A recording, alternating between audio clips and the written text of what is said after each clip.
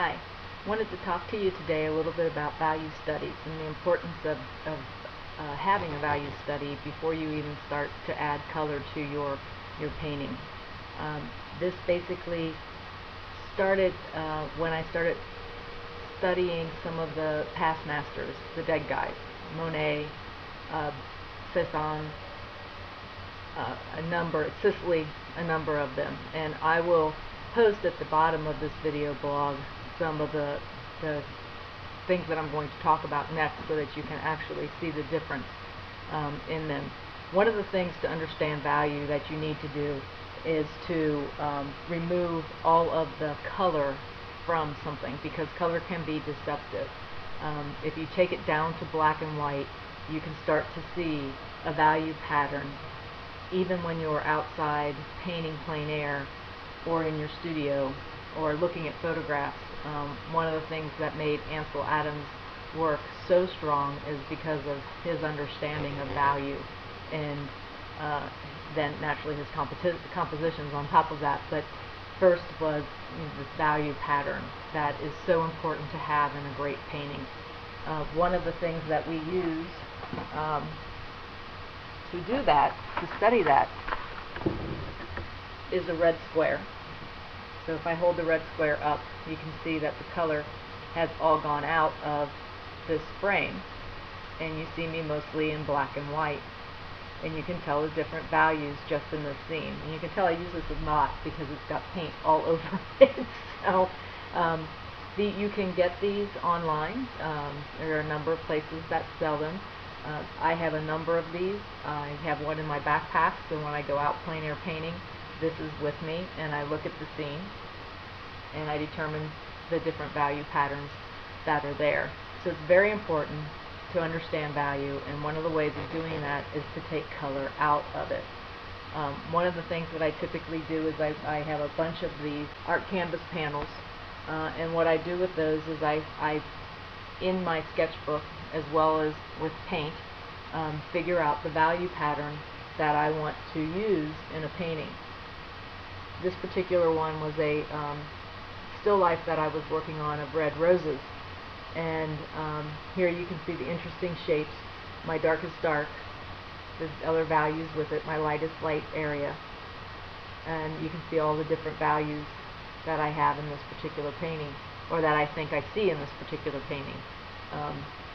And then what I do is then I figure out the color part of that. So that is this painting. We went from this to this with color. And one of the things that I did that's really brought me to actually sitting down and figuring out my value plan was looking at some past masters. And what I did with them was take the images that were available out on the web, load them down to my hard drive.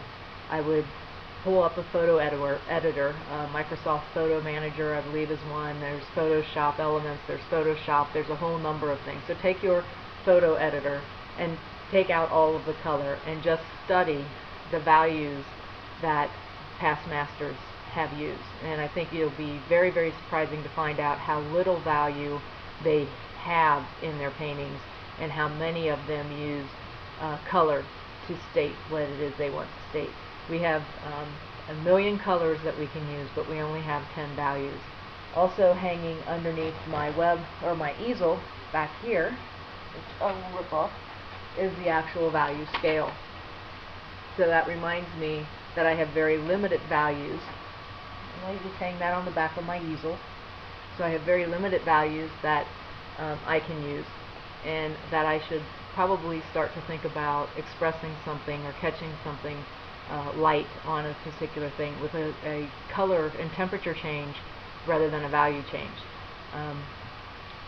If you are painting from photographs, one of the things that you'll want to do is actually take the color out of that photograph and look at how many different values that photograph has, and then determine and simplify down to possibly 3 or 4 values, and then ask yourself the different colors that you saw when you were out there taking the photograph that you don't necessarily see in the photograph anymore.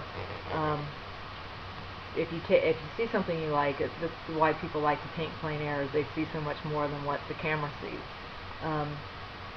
If you are outside painting and you do take a picture of something, you may want to stop and actually just jot down on a piece of paper, this is the picture I took, and these are the colors that I was seeing. The bush was, this color of green, or, there was red, deep purplish red in the shadow side of the flower, and it was, hot pink in the light side of the flower. So that when you look at that in black and white, you'll have a guide to go with that photograph of what you were actually seeing.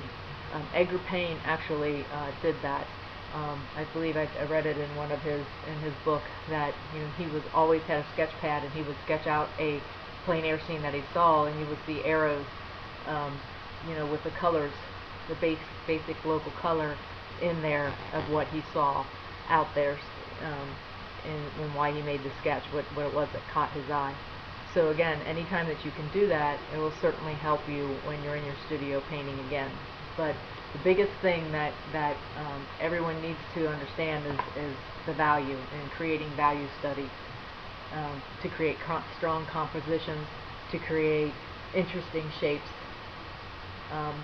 Doing something very simple like this may even get you to resolve it a little bit more before you go on and actually make the painting. So it adds just a little bit more interest. So study those values, study the masters, and make sure that when you do make a value change, that is exactly what you want it to do, and not that you maybe just want it to change the color within that same value area. So that's the tip for value studies today. Thank you.